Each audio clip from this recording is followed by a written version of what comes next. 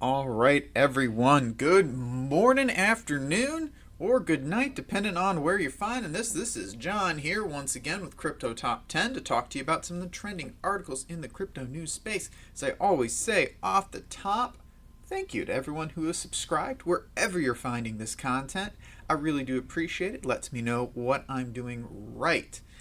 And down in the description, there are links to the articles we talk about. So that way you can do your own research and read up on them for yourself. And a very special thank you to whatever dude listened to my podcast 60 times on repeat. I mean, you do you, man. Thanks. Hopefully that bumps me up and gets me some recognition in the search parameters of whatever what do I want to call it? Whatever platform program you were using to listen to it. I'm speechless. It really made my day when I saw that, and then I got the statistics, and it was just one person. It was great. So do appreciate that. But that's enough of me. Let's hop on and talk about Uniswap. First one on the docket. So data from Dune Analytics shows that in the month of September, Uniswap, the decentralized exchange, processed 15.4, I'm rounding up, billion in volume. In the same period, reports indicate that Coinbase processed 13.6. That's right, Uniswap is beating Coinbase in volume. What? I mean, they're also beating Coinbase and a couple other things, but still, Coinbase has been around since like 2013, whereas Uniswap's been around like maybe a year and a half, going on 2 years. I think it started up in 2019, but jeez.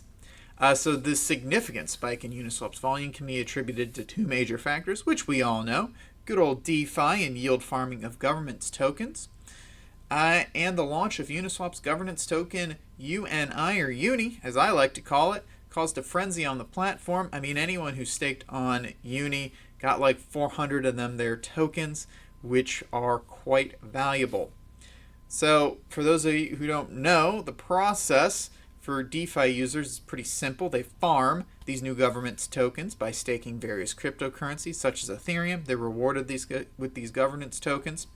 Once you get them, they typically, people like to hold on to them until they can be sold at a centralized exchange.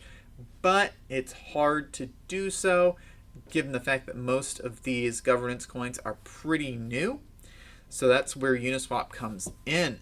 Centralized exchanges have to consider various factors before listing tokens. Some include the criteria of liquidity, its track record, and its developer activity. You can sidestep all of that by listing it on Uniswap or a bunch of other DeFi-related platforms, simply because anyone can list anything they want there.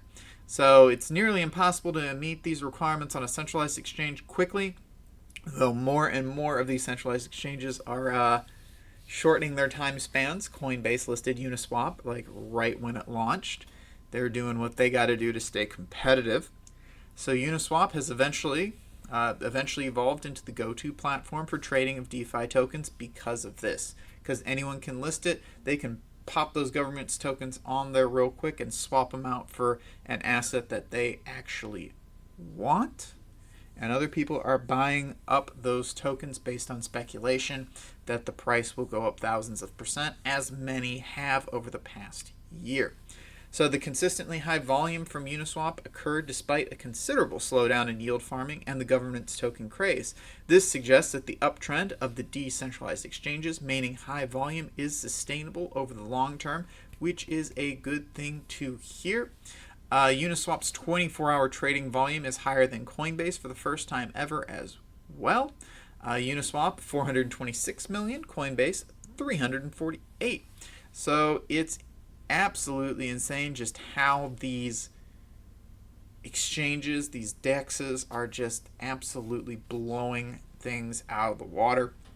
It's great. They solve a lot of problems that centralized exchanges have, though they do carry their own problems. You should do your research very heavily before you hop onto any one of these DEXs, because since anyone can list anything, scams abound. So Ethereum analysts, including ETHUB founder Anthony Sassano says it also reflects the overwhelmingly positive sentiment investors have for Ethereum. It's got quite a bit of criticism going on it, but people are pretty hopeful. They told you decentralized exchanges on Ethereum were a fad. They were so incredibly wrong. DEXs did $23.5 billion worth of volume in September. Keep in mind, Uniswap makes up over half of that. Betting on Ethereum has and always will be a good move. Sorry, he said betting against Ethereum would be a bad move. But yeah, it is pretty darn awesome that they're doing this. And $15 billion in volume is absolutely insane, especially when it overtakes a centralized thing like Coinbase. I'm really interested to see where this DeFi stuff goes, as I know you all are. But let's hop on over and talk about Dash. The team just came out with an interesting statement, given that Dash's white paper proclaimed it as a privacy-centric cryptocurrency. So, even though it was once viewed as one of the crypto industry's top privacy-focused assets, Dash no longer operates under that classification according to the Dash Core Group, which is the body that oversees its asset and development. So Fernando Gutierrez, CMO for that group, told Cointelegraph, no, Dash is a payments cryptocurrency with a strong focus on usability, which includes speed, cost, ease of use, and user protection through optional privacy. And that seems what they're getting at. They're saying, well, it's optional. You can have it, but we're not focused on that. Personally, I think that's just the BS they're spouting so that way they don't get delisted like Monero has been, but that's just me. So Dash launched as a fork of Bitcoin back in 2014, so it is definitely a grandpa coin.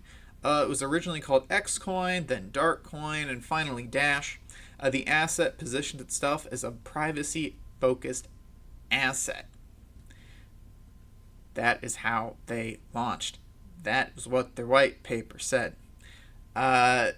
Gutierrez is pretty clear on the fact that Dash no longer focuses mainly on privacy, although it still does have a feature called Private Send, which gives the users of greater anonymity. The technology that Dash uses in their Private Send function is CoinJoin, which, for those of you who have or haven't heard, it is a technique for complicating transactions to the point that they're more difficult for analytics firms to use and track. Basically, you can do this with Bitcoin too. You send it to one of those markets, it mixes the coins up with other people's coins who are sent to that market, and you get quote unquote clean coins back. It literally is like you throw your change into a pool and you pick out different change. You still look suspicious for throwing your money into that pool, but it makes it harder to track. So the CoinJoin approach came on the scene way back in 2013, so before Dash was even launched. It essentially let Bitcoin users mix their transactions into a group to make tracking more difficult. Dash eventually took this exact same approach and made it a convenient built-in option for Dash senders. So that's kind of how they did it. They built it right into the protocol so you didn't have to do anything extra, and its popularity took off from there. It is a pretty well-known crypto. It doesn't get talked about as much as some of the other big boys, but it is stable. It has been around for a while. I'm very interested in the change that they're saying, well, we're not a privacy coin. Personally, I think that label carries some negative connotations that they're just trying to sidestep by this. That's all. I don't think it's actually changed anything that the core dev team is doing or anything like that. But let's hop on over and give ourselves a little update on Kucoin.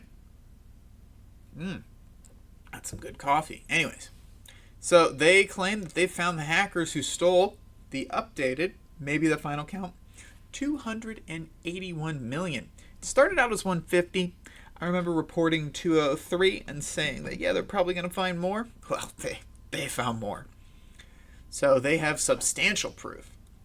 So Kucoin claims to have worked out who hacked its cryptocurrency exchange, CEO Johnny Liu tweeted that after a thorough investigation, we found the suspects. With substantial proof at hand, law enforcement issues and police are officially involved to take action. Ooh.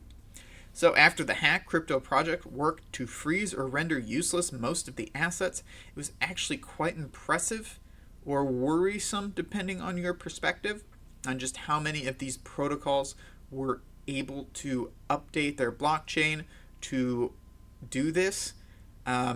Liu said that 204 million worth of cryptocurrency, or 72% of the total hack, is, quote, out of control of the suspicious addresses. Some coins were freezing them, some coins were delisting them, some coins updated their protocols. Tether, anything they got in Tether was able to blacklist all those addresses. That's pretty easy for any stable coin to do. They're all fairly centralized, with a few notable exceptions. Don't get me wrong, but like Tether and USDC, two of the largest stable coins, are definitely centralized. So as of this time, the hackers have managed to sell about 13 million worth of crypto on the decentralized exchanges. So out of that $281 million headache they caused, they've only gotten away with like 1% of it. And according to Kucoin CEO, they gonna get caught.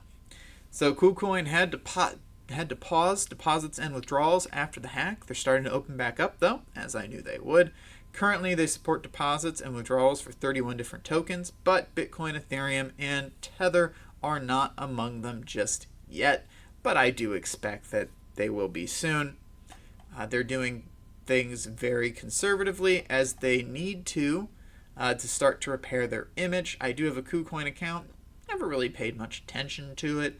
I used it a couple times for coins that weren't on Binance. So I didn't happen to get anything locked up. Those of you who did, I do feel for you, but they've said multiple times that they have the assets to refund anyone for anything lost, and they're upgrading their security, so this hopefully doesn't happen again. So, oh yeah. All right, well, hey, moving on. Monero. We'll talk about Monero a little bit. So, and in regards to that, the IRS and what they're doing. So recently, the United States Internal Revenue Service, everyone's least favorite tax watchdog, caused a stir in the crypto community when it put a bounty on the head of an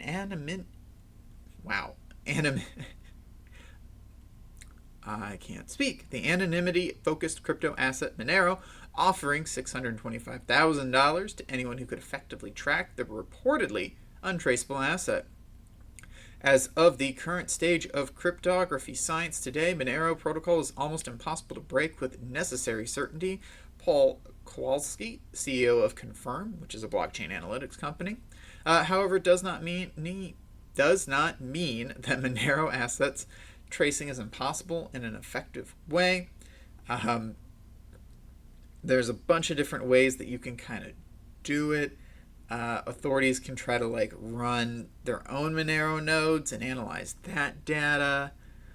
They can seize data from non-compliant service providers that use Monero. They can utilize spy software and wallets. I mean, they do have options, but Monero itself is nearly impossible to track. So it is one of the crypto industry's most well-known anonymity-focused assets, and with the aforementioned Dash change, it's probably the most well-known anonymity-faced asset. Although Bitcoin transactions addresses are kind of anonymous, a lot of different tools and efforts can link transactions and addresses back to personal identities. It's really easy. Most people, they keep the same Bitcoin addresses. Oh, hey, here's a Coinbase address, and that Coinbase address sent it to this address, and then that address sent it to this address, and this address sent it to that address, and then that address was involved in a hack. Well, they can kind of go, well, boop, there's a Coinbase address. Who's that person? And they can find it that way. So the motivation for decoding XMR heated up on September 11th when they dropped this big old bomb. And I guess the big question as a result of all of this is what happens if they're successful. There's a couple different people who claim they can do it. The IRS is working with them to kind of like figure out if they can. But what happens if this is true? So currently Monero is the 16th largest cryptocurrency based on coin market cap, with a price about $103. So what happens to the asset's value if it loses? Some people think that XMR's value will drop pretty much to zero, because the majority of businesses that use it or offer it to clients are on the edge of being legal and are offering it because of its anonymity. Some people think that even if it's cracked, XMR will rebound in price, as once it's cracked, it will be listed on additional crypto exchanges, as it will no longer be a quote-unquote privacy coin, and that volume will drive additional growth and price maturation. Personally, I think it's going to be in the middle. If it's $103 right now, that crap gets cracked, it's probably going to drop down into the 40s or the 50s, maybe stabilize in the 60s as it gets listed on more exchanges. It will take a huge hit. I'm not saying sell your Monero if you have it. I'm some guy in my basement, but I personally don't own any because of this. It's definitely an asset that, no offense, people who use it, they're trying to be anonymous, so it's more of a short-term, hey, give me some Monero, and I'm going to go swap it on a DEX and do some coin join, and then take that Bitcoin and run. So, just my opinion. But hey, it's also important to note that nefarious characters are not the only parties who value privacy technologies such as Monero. However, I do have to point that out. The coin offers a way for the everyday person to take back their privacy in an age filled with digital snooping and data selling. I 100% agree with that. Like I said, I'm not opposed to using Monero as a way to protect my own privacy, and that's what a lot of people do. Hey, send me some Monero. That way I know it's private. I'll put it in a coin join. I'll move it here. I'll move it there. I'll do all this stuff. Governments and people in power treat privacy in digital spending as a foreign concept, which makes no sense to a lot of people. I do agree.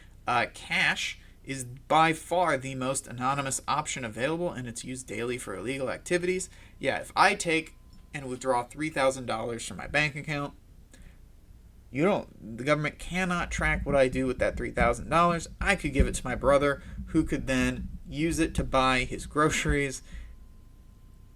Like, there's such a disconnect. I understand they want to track it, they want to control it. That's why more and more and more places are moving to digital. I mean, one, cash is dirty, so the coronavirus has just been spreading this wave, I guess, of digital payments adoptions. So it's one of those, you win some, you lose some. Cash is king, and it's not going anywhere anytime soon, but the shift is definitely happening.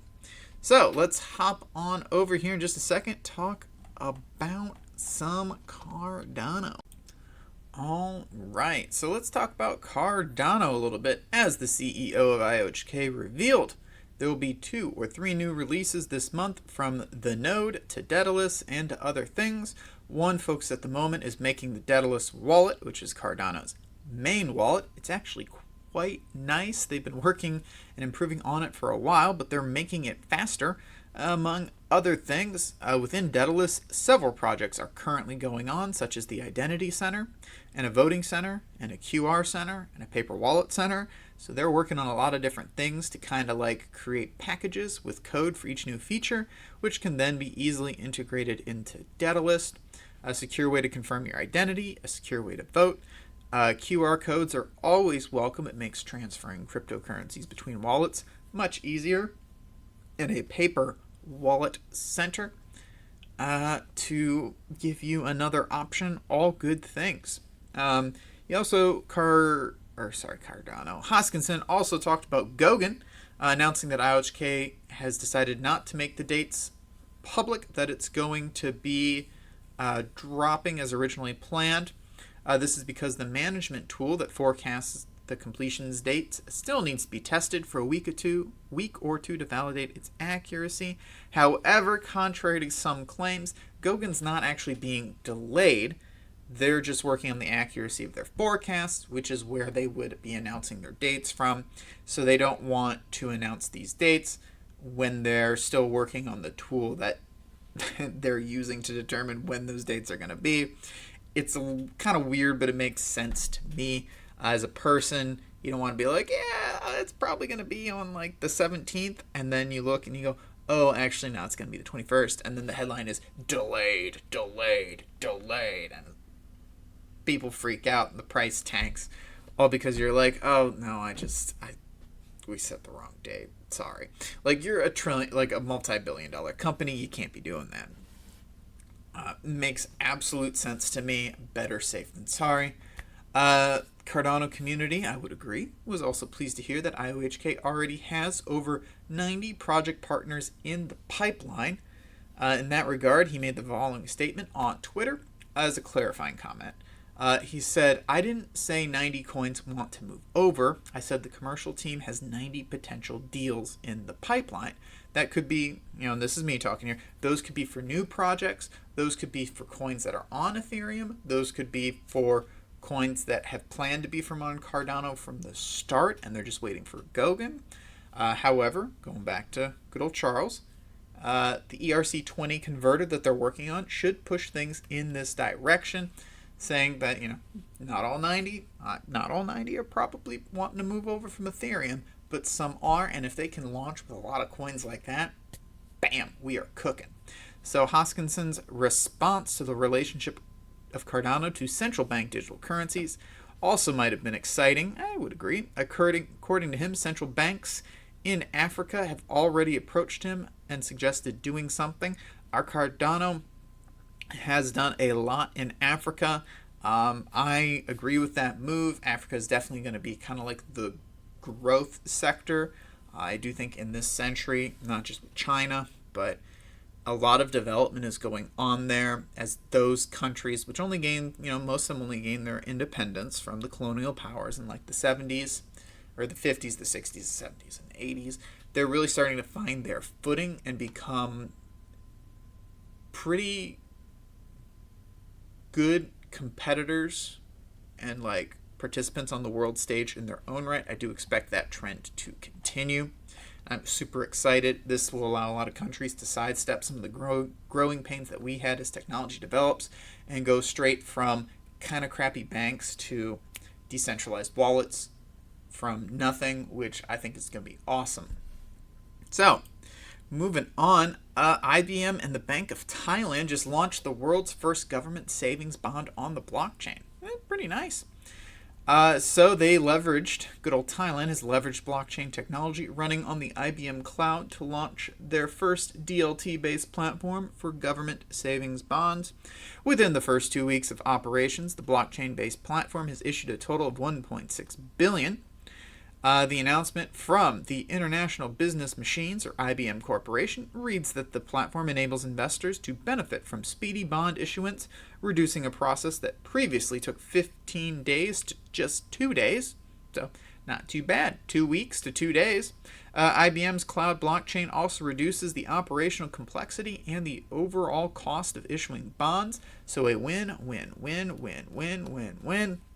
Data from the Thai Bond Market Association indicates the entire bond market for them stood at $421 billion as of December of 2019, with government bonds responsible for an outstanding value of $157 billion, or 37% of the total amount. Right now, they've only got 1.6, so that's like 1% maybe of the total government bond volume.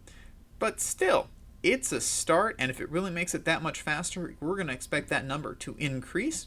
So a really cool article on the use of blockchain in real life that actually proposes and delivers on significant time savings. Love it. All right. And then to finish things off today, so MtGox, 150,000 Bitcoin return deadline is closing in. For those of you who are newer to the space, back in oh Lord, what was that? 2013, 2014, one of the biggest and first crypto exchanges was MtGox, and it was hacked and shuttered, and all these different controversies, and a lot of the coins were lost. Some were held on to, and they've been locked up in legal shenanigans ever since.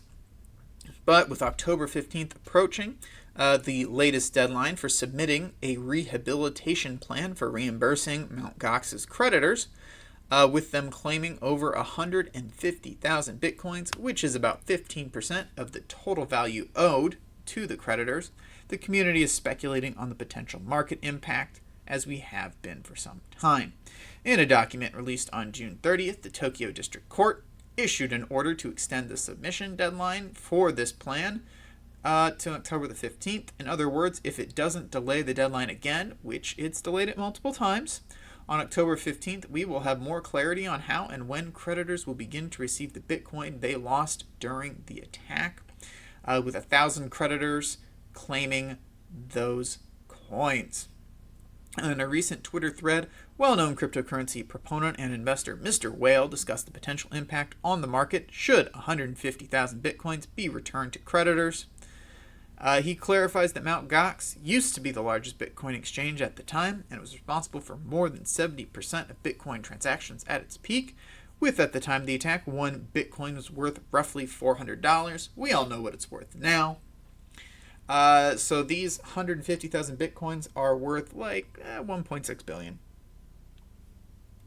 So it could have a pretty huge market impact, but chances are pretty high that this rehabilitation process will take some time and will likely be spread out.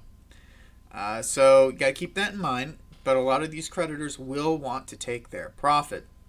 So if worst case scenario, all 150,000 coins are returned on the same date at the same time, we can expect a pretty significant drop in Bitcoin as that additional volume floods the market. However, what will probably happen is they will release their plans as people file. There'll be a lot of paperwork going back and forth, a lot of lawyers to deal with. That 150,000 coins will probably make its way back over a period of even more years spread out over time, so the impact will probably be minimized. Any of you have ever had a relative pass away and there's an inheritance to deal with, you know how long that takes. Oh dear Lord. Family's going through that right now. It has been months already, and they're like maybe halfway through. So my parents will likely get their inheritance sometime in 2021. It's a process, so don't expect it to all happen at once, but still, it's definitely something to keep an eye on because the large chunk of it goes out at the same time. We could expect to see a pretty significant price drop. Alrighty, but that does it for the trending articles in the crypto news space today. Let's jump in here real quick. Look at the top 10 coins by market cap. Biggest winner on the day seems to be XRP, up 6.27% on the day. And the biggest loser, Binance Coin, down 0.75%. Nothing too horrible though, quite honestly.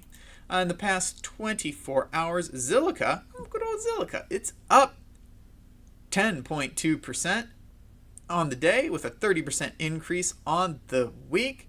I did talk to some guy in the comments who was talking about buying a lot of Zilliqa and asked my opinion. I told him it was probably a good idea. I hope he decided to jump in because that'd be a really nice gain for him. Biggest loser is whatever this hedge trade is. That's a pretty new one. Down 13% on the day and 25% this week. Oof. Elrond's taken a pretty big hit, as well as Uniswap. Oh, that's too bad. Anyways,